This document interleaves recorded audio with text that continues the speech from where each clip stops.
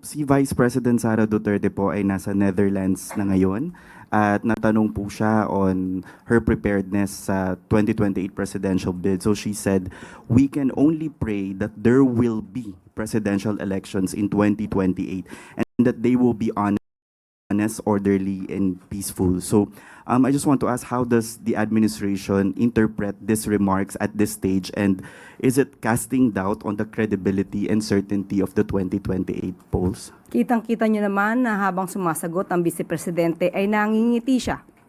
Siguro kahit siya ay natatawa sa kanyang sariling sagot. Unang-una po, nakikita rin natin ang kasabikan ng Vice Presidente na pag-usapan ng halalan sa 2028. Samantalang ang Pangulo ay abala sa pag-aayos ng anumang epekto ng krisis sa Middle East. Katatapos lamang po ng Uplift Committee meeting at mamaya po ay magkakaroon pa ng EDC meeting para maibsan ang epekto nito sa ating mga kababayan.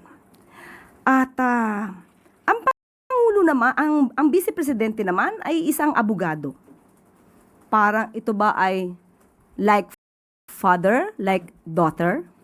Alam naman natin na umamin ang dating Pangulong Duterte na siya ay eksperto sa paggawa ng intriga at pagplanta ng ebidensya. So ang mga ganitong sagot mula kay Vice Presidente ay alam nating intriga lamang, mga kwentong walang basihan.